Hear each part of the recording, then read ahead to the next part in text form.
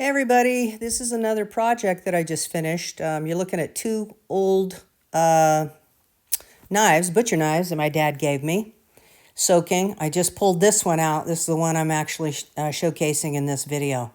I don't know the brand, but it is a chef knife. It's a butcher chef knife, meaning, you know, totally going to be a butcher that uses this as opposed to maybe a home chef. But I'm going to use it because I got it from my dad, and I think it's pretty cool.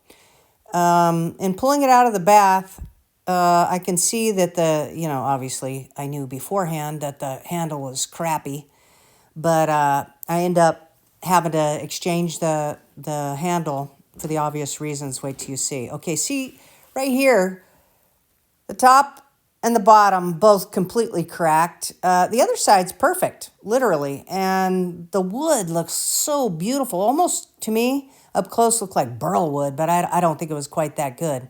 Okay, right here I got the handle off, pretty easy. And I noticed at the top there was an extra hole in the tang. And so I utilized that extra hole to give it more firmness. And you can see some of the wood. That wood right there is the one I settled on. But how I do it is I take the old handles, if I can get them off of there, and I mark it on a piece of wood. What I had to do is saw this one straight down the middle. That was a solid piece of wood. I sawed it straight through the middle, basically ripping.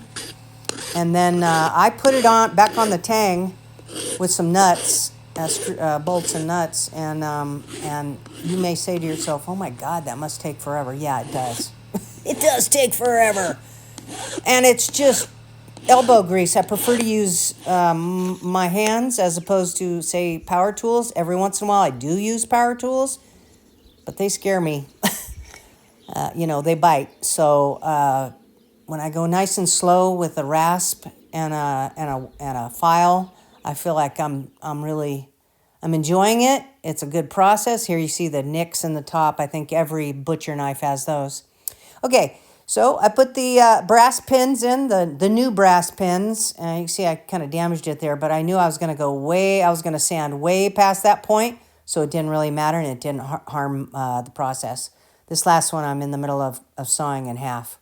See, there's the big, to the far right, there's the big hole that was not, it was through the tang, but it wasn't through the old wood. And so I decided to go ahead and use it. And here I'm putting some oil on to show what this wood, the potential of this wood, the wood beauty. It's just gorgeous. This isn't the kind of oil you can leave on forever because it'll get all gummy and disgusting. You wipe it on, you wipe it off after, a short period of time. You're going to go ahead and preserve with something else, and I do. But this is to show you guys, give it a good tight seal. And this is after I burnished the wood. You may ask yourself what that means. I rubbed it with a rock, a smooth rock. And it makes the molecules of the wood lay down real good, and it shines up without you even having to do nothing to it. Some guys, perfect this with the buffing wheel. I do it with a burnishing with a rock that my dad shined up. So I'm fixing up his old knife with a piece of rock that he shined up. Pretty cool. Looking gorgeous, you guys. Looking gorgeous. That wood could not be prettier. And the pins are smaller than the original pins. The original pins looked fat like that last one right there.